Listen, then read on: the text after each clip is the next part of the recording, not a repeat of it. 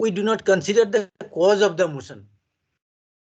We think about the other things, that is its displacement, velocity, acceleration, and obviously time. And in kinetics, we include that reason which is causing this motion. Now, can anybody tell me when formally we started learning about dynamics in some organized manner? 11th. 9th, yes. And I'm talking about the history, the mankind, human being. Sir, when the mankind has used the cycle ring, so chaka. So Wheels have invented that is the application. This is example. So normally what we find in our ambience, all around us, there are the plenty of examples. But to think about the reason why it is happening, etc. So that theoretical part we started learning formally due to contribution of Galileo.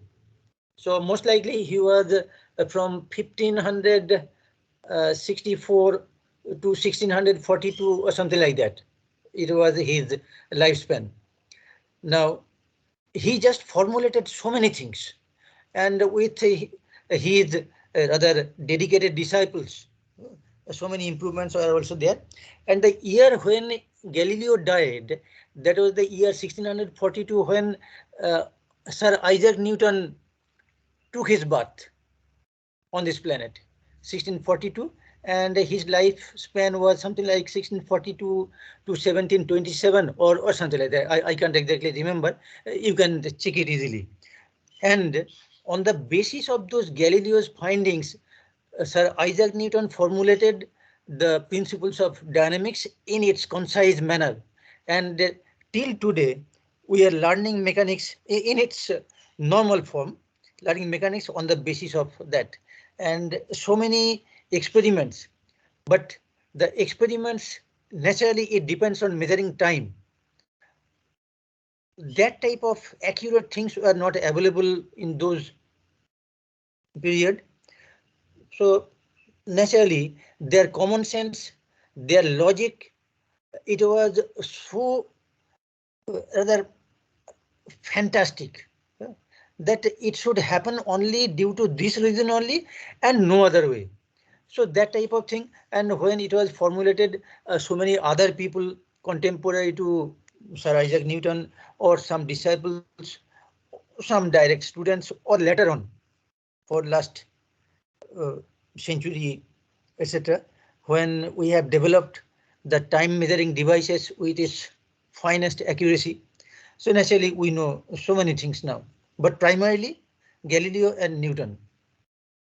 Now here, a study of geometry of motion kinematics is used to relate displacement such and such, but what about the body? Now, body means normally any object, but in our dynamics, this is rigid body dynamics. We are talking about only rigid bodies. Now, how we normally understand what is rigid body?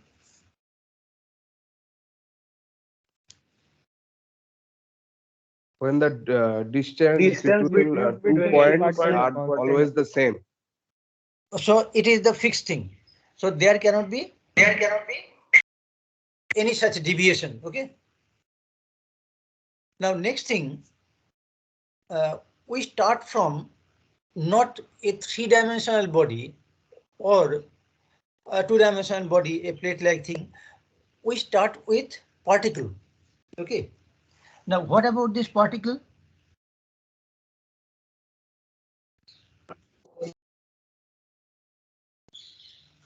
This is also a rigid body, but what about its size? Sir, no size, point object, meaning 0 dimension. Its size is vanishingly small. And there what we do one thing, that we neglect the effect of rotation of that rigid object about any axis passing through the body itself. For particle, that part is neglected. that is not considered. So only thing, the movement as a whole of that rigid body, and when of course it is a real rigid body, but when it is moving as a whole and there is no rotation about any axis passing through its body, then also the movement of that or motion of that rigid body we can consider it is equivalent to motion of a particle. So that object, definitely it should be rigid body, then either it is a 3D body or it's a point object, that is particle, where we neglect the rotation effect about its own axis or any axis passing through the object. Okay. Now for kinematics, we this displacement, velocity, acceleration, and obviously time, all these things we include for this analysis. But what about the motion? The motion may be along a straight line, or motion may be along a curved line. We start from particle. So for rectilinear motion or straight line motion, we consider a reference location, and maybe this reference direction of motion we consider the positive x-axis, but not necessarily we have to consider that always. It depends on other parameters also. Now this curvilinear motion, it may be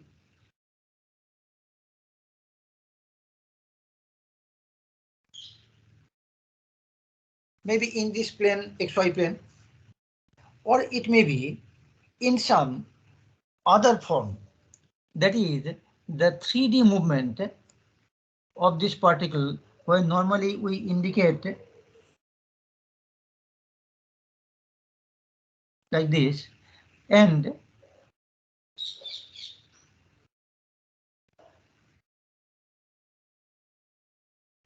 at any location it has got three distinct coordinates to define or to describe its position, x, y, z, and accordingly we can do that thing.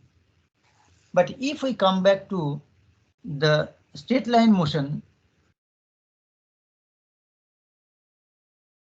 then primarily what we need, the measurement of time.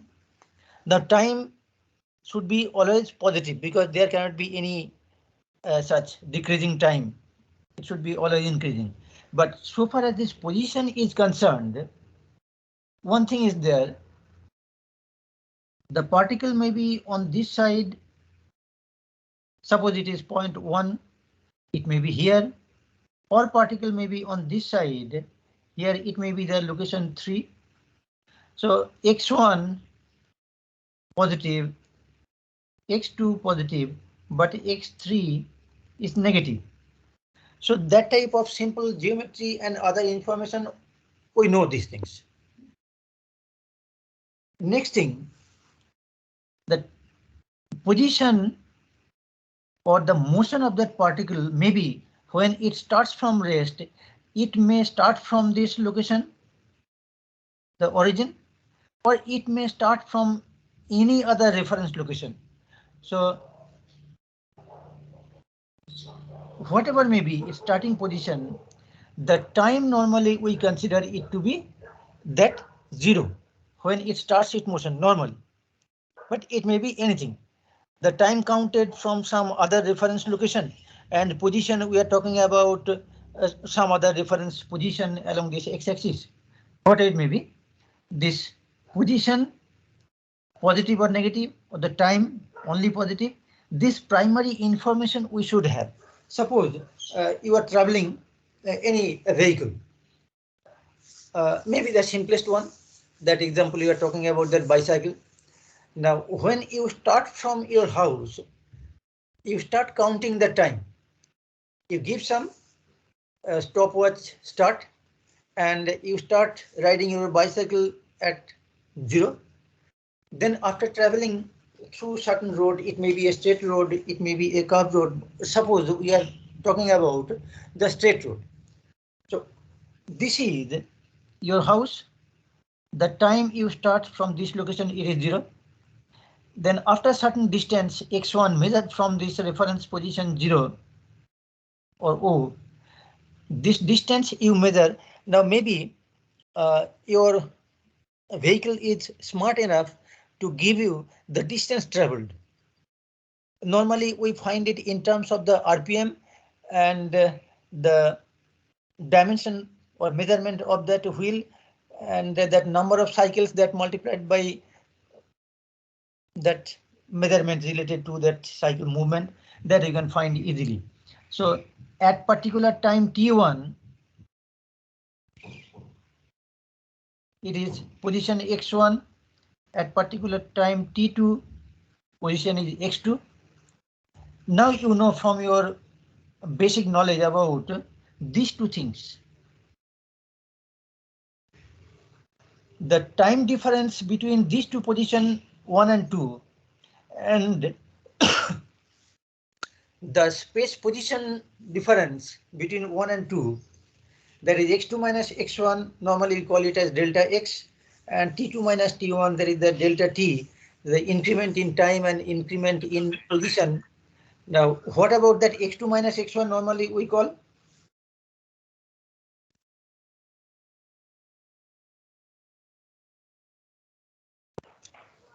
Displacement.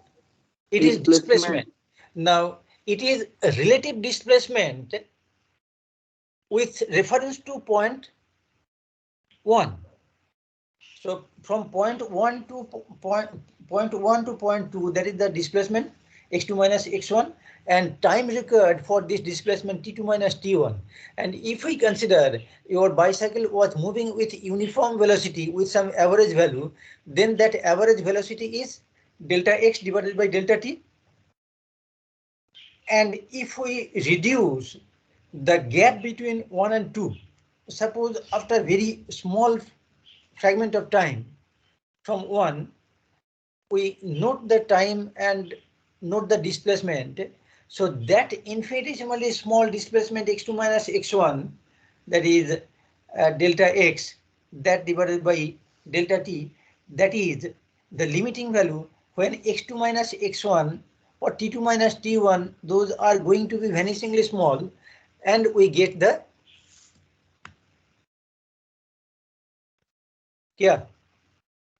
derivative of x with respect to time t. So that is the instantaneous velocity at any particular location given by dx dt. Now, one thing we can do when these values are given 1, 2, 3, 4, 5 for different positions, and we identify these positions by these data points, and we plot this graph x versus t, or x is here, t is this axis.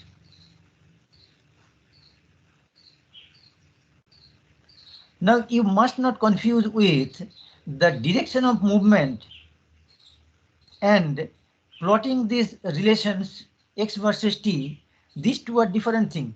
The particle is not moving along this direction. This is not the direction. This is the x values corresponding to t values. So this at location 1, x1 versus t1, these values are plotted. Then at location 2, x2 comma t2, x3 comma t3, x4 comma t4, and x5 comma t5, these things are known. And what we can do then, we can plot a graph connecting these 1, 2, 3, 4, 5. When these gaps are very small, then it will look like a continuous curve. And next thing, if we draw any tangent to this curve at any location t, and that tangential line at any location here corresponding to this time, any general value, and correspondingly, when we plot this graph, we can find the instantaneous position also.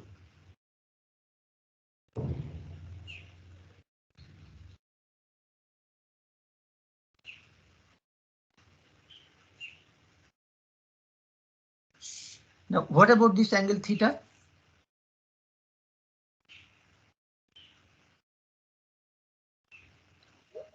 This is the instantaneous slope.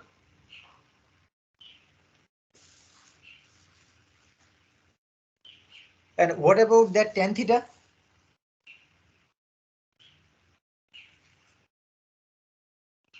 dt by dx. Otherwise, it should be from 1 to 2. Just hold a minute.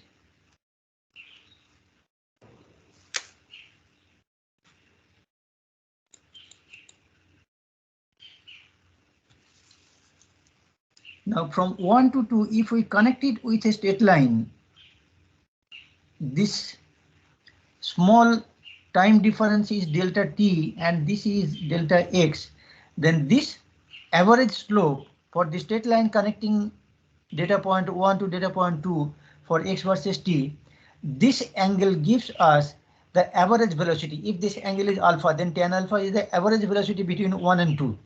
Then that between 2 and 3, between 3 and 4, 4 and 5, etc. Or if the data points have such definite pattern of a curve, then instantaneous slope, it is the instantaneous velocity. Okay. So once we have the velocity at different time instant t, we can do one more thing. At any time t1, if this is the location 1 where it has got the velocity v1 and we plot the velocity values along this perpendicular axis, then we can find the velocities at location 1, 2, 3, 4, 5, etc. or the instantaneous velocities with very small gap along this line, and we can plot a graph which will give you the velocity versus time. Now, what should be the normal pattern for this velocity versus time graph from this displacement versus time?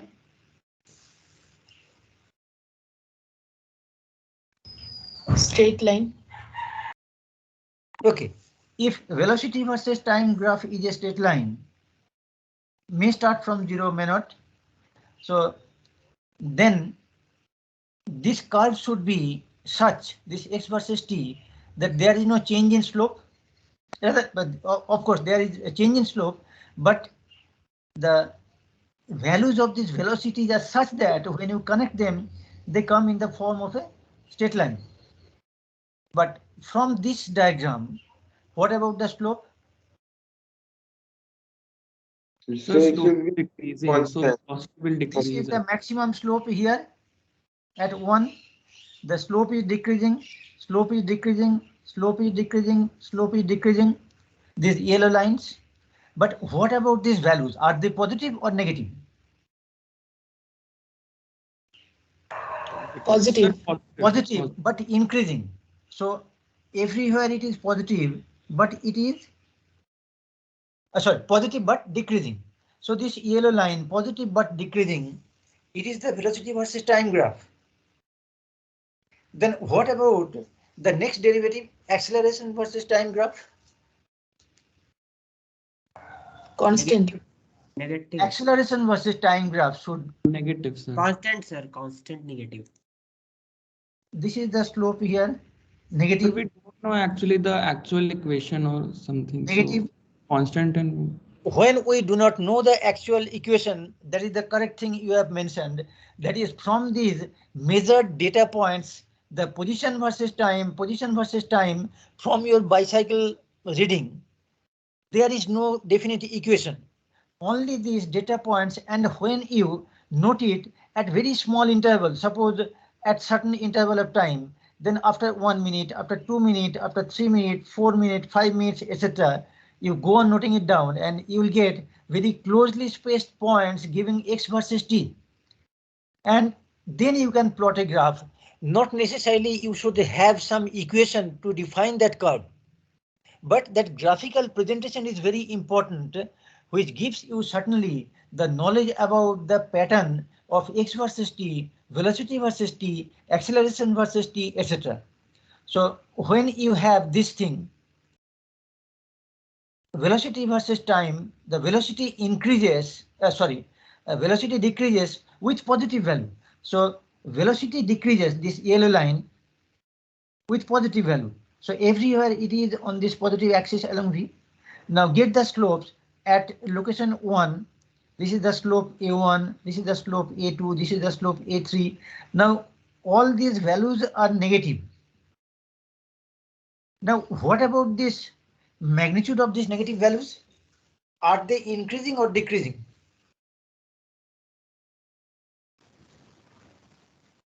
Sir, decreasing.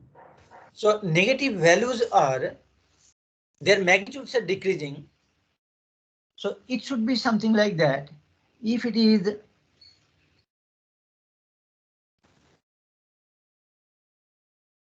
maybe it is in this form. Everywhere it is negative,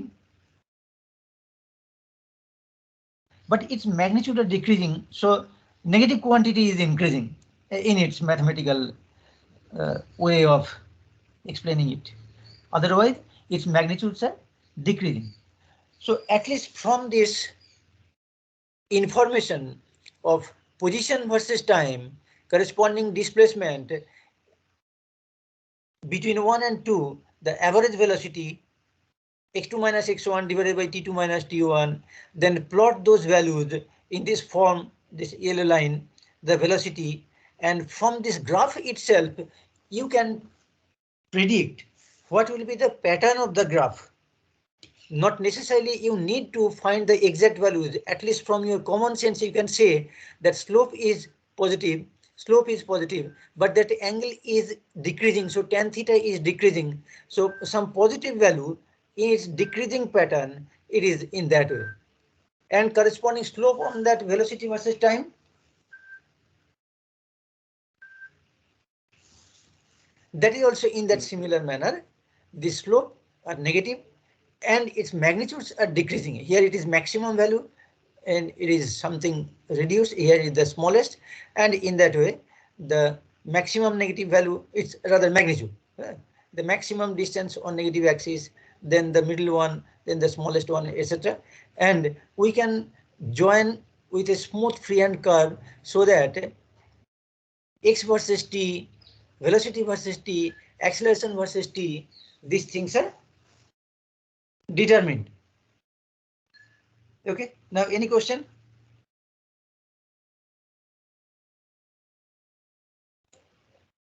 Now these things are very preliminary and you have done in your school syllabus. Okay. Now next thing,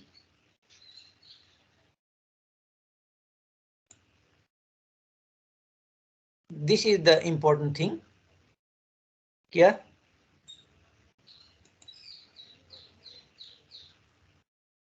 Attendance. Attendance.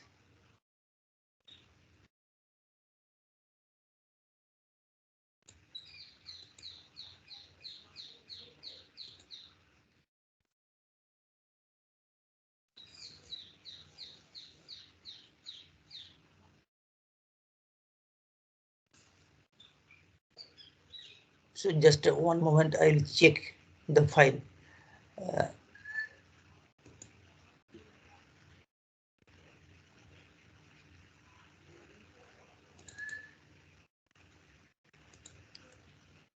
Yes, it is there.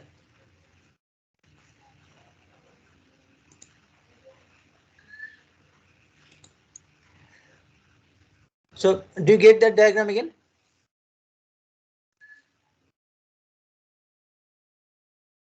Hello, is it visible on your screen? Yes, sir.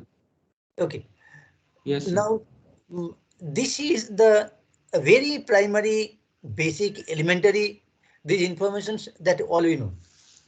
The displacement, the velocity, the acceleration, time, that's all. But not necessarily you will always have these values x1 t1, x2 t2, x3 t3, x4 t4, etc. in that way. Maybe the motion is described in some other way. Suppose we represent x as a function of time. It may be anything. Suppose x is m multiplied by t. Then what about this m? And what about the pattern of this x versus time relation?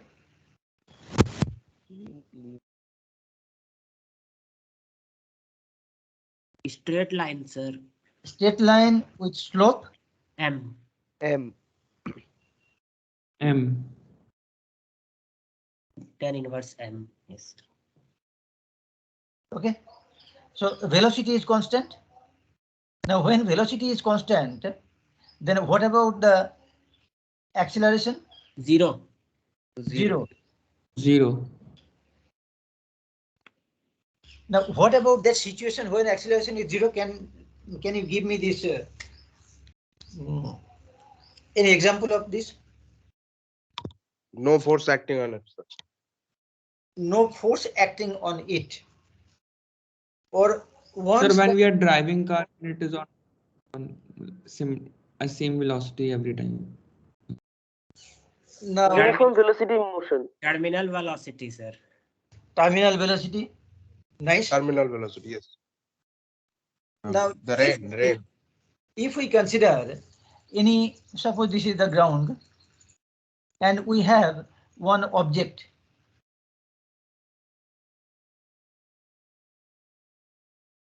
We allow it to fall freely. Then what about its velocity? Increasing, sir. So it will increase. 2gh. Now just hold a minute, huh?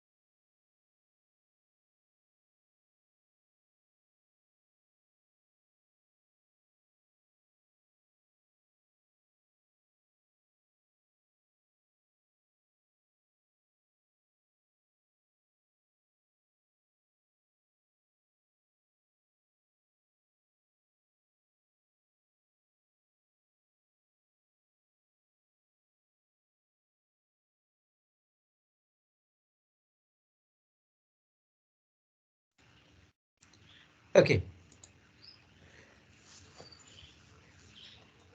Now, if we consider there is a just to hold, I use some other color.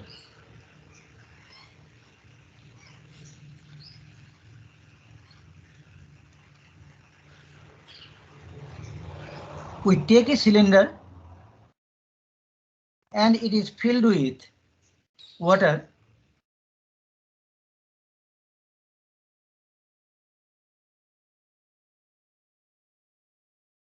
Then what happens? If you allow this object to move within this water, you allow it to move vertically downward, then the previous situation and this current situation are the same? No, sir. So here, what is the driving force causing this motion? The first one is Gravity. its self-weight, and then when it is just before entering this medium, then here it was the previous situation, but when it is within this medium, then it is subjected to some other resistance force. Now what about these resistance forces? Buoyant force. Buoyant force, that is the force due to Viscous force. displaced liquid, and what more, when it is in motion? Sir, viscous force. Force of That due viscous to force is liquid. there. Viscous force. So that viscous force, it depends on the property of this material. When it is an ideal liquid like water, etc., that viscous force normally it's not acting, but if it is a thick liquid, then definitely that will be there. So all such kind of things we need to consider to have that idea about the force. And in general, that force divided by, that is the driving force causing the motion, that force divided by mass, that is the acceleration. So that acceleration will neither be zero, neither it will be a constant. So you need to find it out from these physical situation. But one thing is sure, the x versus time, velocity versus time, or acceleration versus time, if we start from this previous example of the data point x versus t, etc., getting this velocity plot, then the acceleration plot, etc., or some idea about the curve, not knowing the exact value, at least we can have this idea that this will be the pattern of the velocity versus time, this will be the pattern of the acceleration versus time. Then not necessarily you need to start from this one. You can get some information from this. Suppose you are driving a car and from the speedometer you get the velocity at any time instant.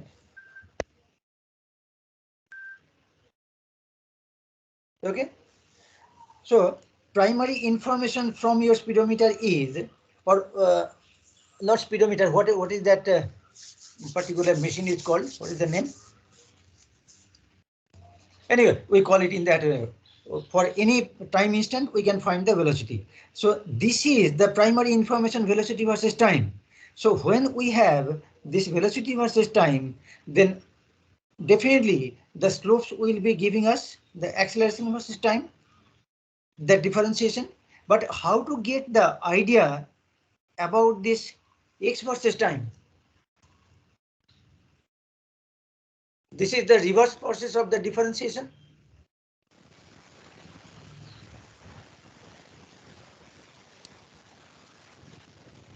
Area under curve. So that is the integration. So if we can define that movement with some definite equation, we can integrate it. Otherwise, what we do for different location 1 to 2, 2 to 3, 3 to 4, 4 to 5, etc. After plotting these very closely spaced velocity versus time, all these points 1, 2, 3, 4, etc. We can find these areas. And correspondingly, those will give us some idea about the displacement, but it will be a relative displacement with reference to that starting position. Now we can have some information from acceleration also.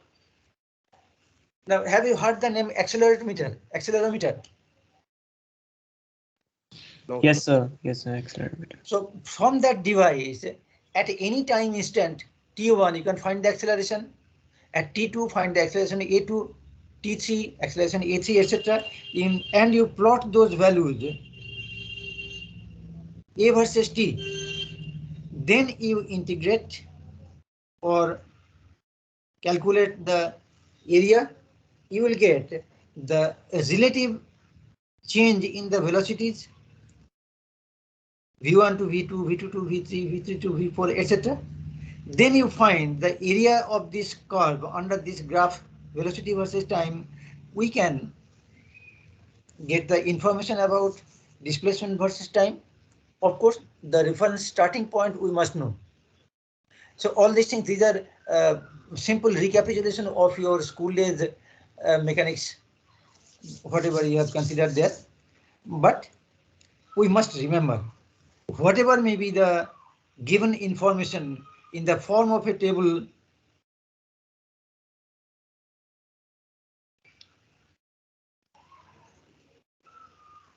etc.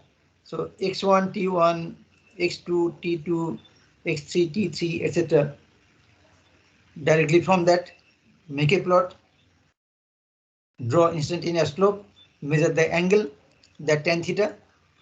So plot tan theta 1, tan theta 2, tan theta 3, etc. Those will be V1, T1, V2, T2, such kind of things. So this you know. Now our next step, of course, that is in kinematics, not in kinetics, the real dynamics which includes the cause or reason behind motion. There are some other thing. So before going to that, let me clear this board.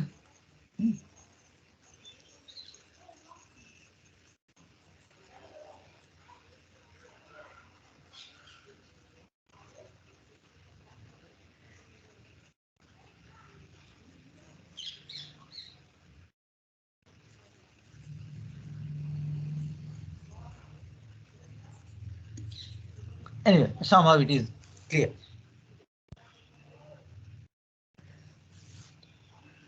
Now, can you see this statement?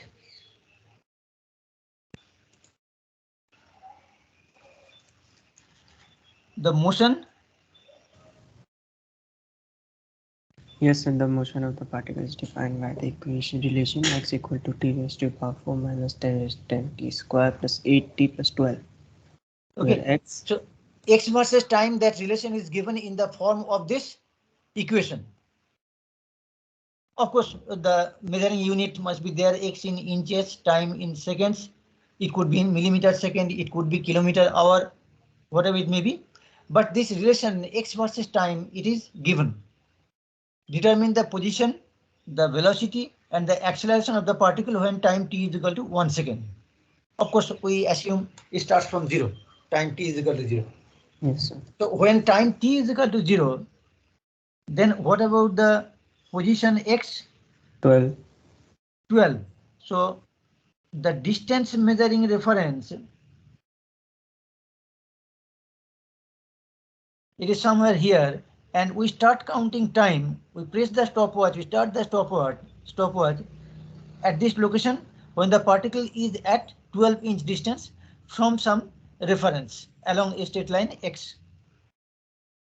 Now, remaining part is very simple. Remaining part is find velocity dx by dt. Then the acceleration dx square by dy square. Now all these things are in the form of some function of time. So put the value of time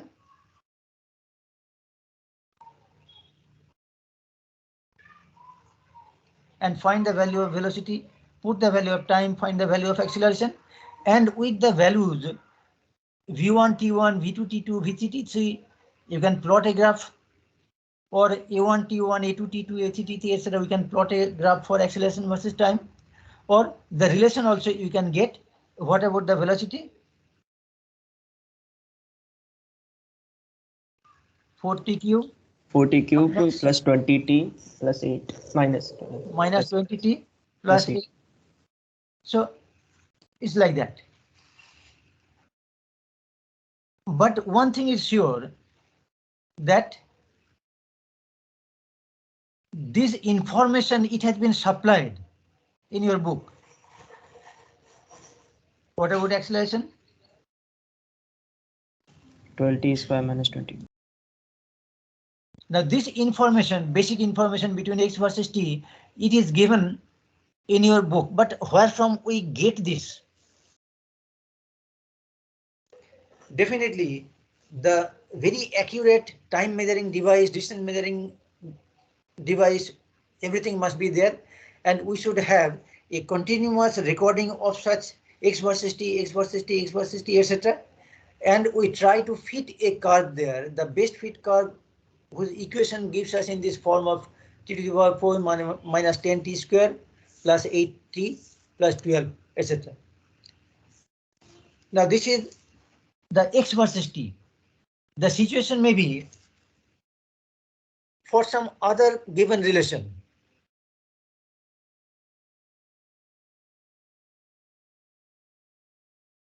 This is the ceiling, here is a spring, and here is the object A. Now the vertical motion of mass A is defined by the relation x is 10 sine twice t plus 15 cos twice t plus 100, where x and t are expressed in millimeters and seconds respectively. Determine the position, velocity and acceleration of A when t is 1 second, the maximum velocity and acceleration of A. Now what about the relation? It's a combination of sine curve and cosine curve. Now definitely you have heard the name simple harmonic motion. Yes, sir. Now Yes, sir. this situation is such that we take this block A and suppose we pull it downward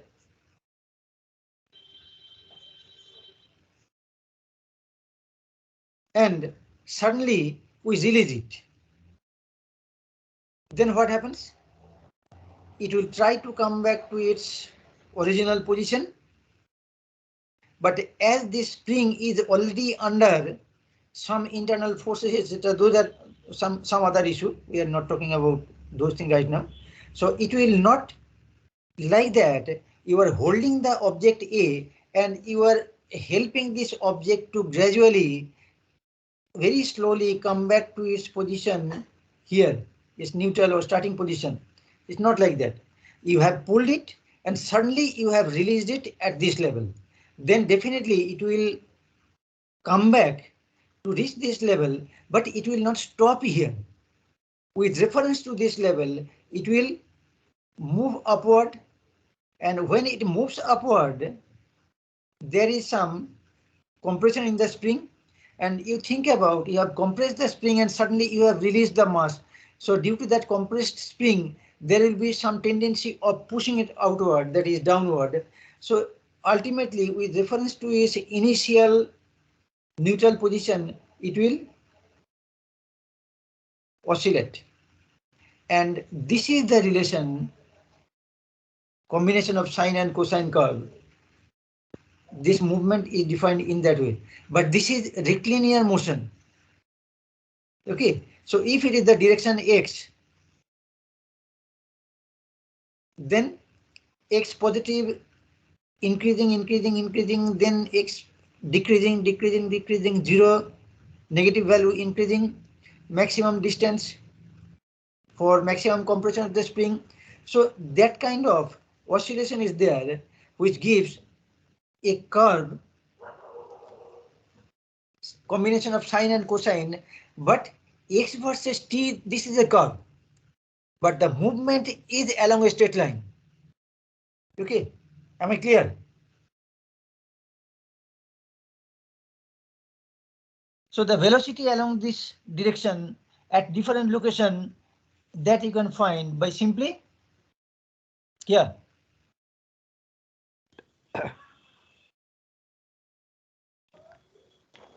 Differentiate dx by dt.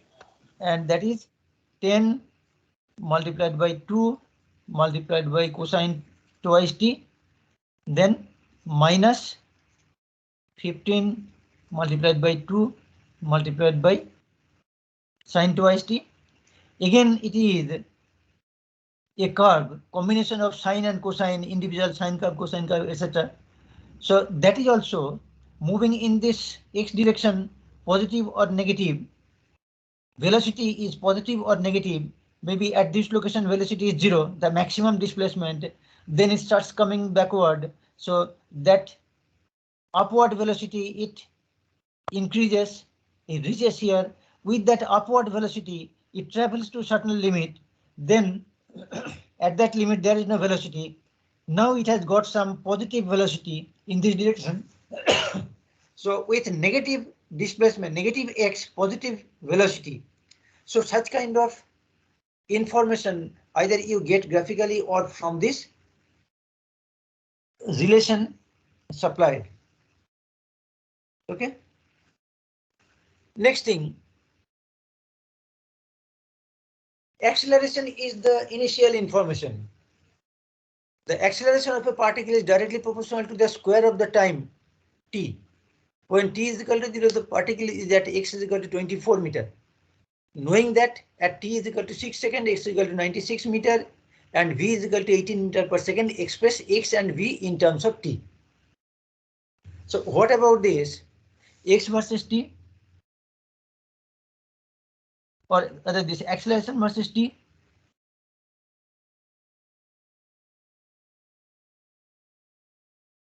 Is the square of the time. So a is a function of t square. So it is a second degree curve for acceleration and time for a rectilinear motion along x-axis.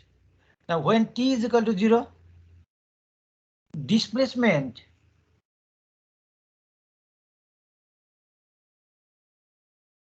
x is 24 meter, rather this position,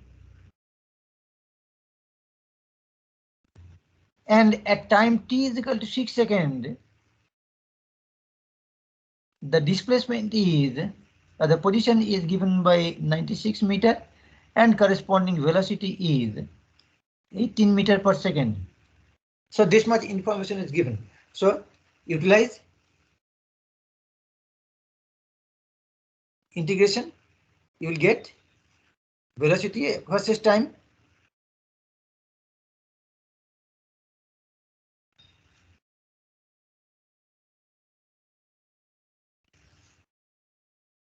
And you put these values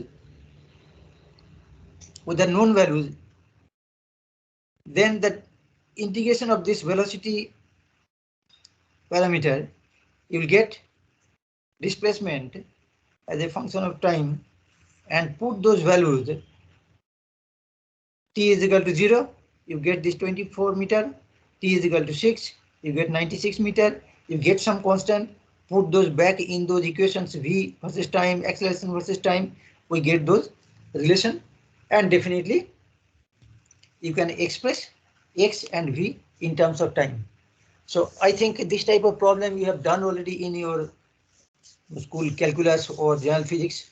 So please try. Okay. Now, acceleration is a function of velocity.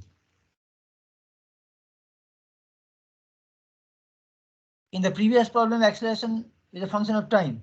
Now acceleration is function of velocity. Now can you remember the situation where acceleration can be function of velocity?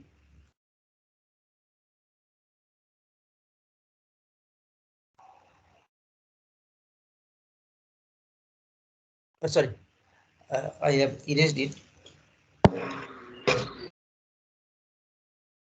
For viscous movement. So when that object is moving through that viscous medium. Hello. Oh, sorry. So it's already 10. It's already. Yes, sir. So I'll just close this. So this was the previous problem. Here is the acceleration versus velocity, that situation. Here it is something different. Please try any book on engineering mechanics. You'll find this type of connected particle, not a single particle, and independent or dependent movement of A, B, these two blocks in terms of the position or the total length of this rope etc., etc., that you can find. So in our next class, we'll discuss about all these things. So please start your next class. Okay then.